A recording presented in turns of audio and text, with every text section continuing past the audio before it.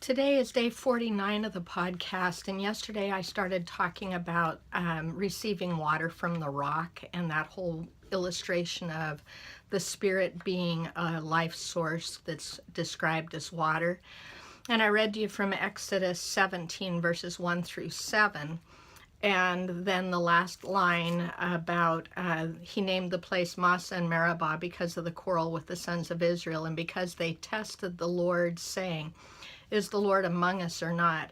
And I just want to take a little aside this morning before we go on and share that, over 20 years ago, in fact, it was 1985, I had a hysterectomy, and over the course, I thought I knew what that would be like, pain and recovery, but for 10 days, I just deteriorated in the hospital, and I didn't really know why, and I couldn't recover. And on the 10th night, I sensed I was dying, and the pain was so bad I couldn't tolerate it. And I voiced a prayer out loud, and I said, if you are really here with me, why am I in this kind of pain?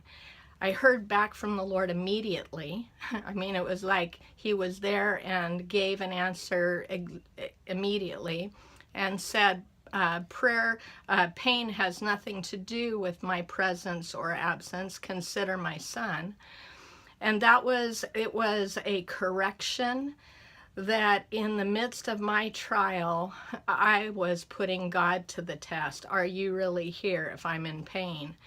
And it was shortly after that I came across this Exodus 17:7 and saw that in the day of our trial, we are continually putting God to the test. Are you really a healer or not? Are you really a provider or not? And that is one of the things that Jesus faced when he was with the tempter out in the wilderness. And notice how the tempter, the evil one, says, if you really are the Son of God, then, and tempting him in the day of trial to prove who he is.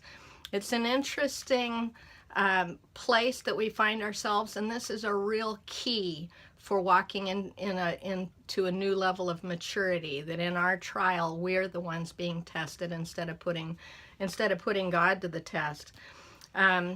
As I put together the sonship study, which is really a discipleship for the heart and bringing people into maturity in Christ, the third section of that is on the economy of the kingdom, and the second lesson is that God is provider. From the garden and the tree, through the wilderness journey and the manna, we are continually putting God to the test about whether or not he's going to be the provider or whether or not we have to provide for ourselves. I just want us to consider that though man continually disobeys concerning provision, God is who he says he is, and he will do what he says he will do. And we're being called to learn this, and I want to put that, it was first came up in the context of receiving water for our thirst.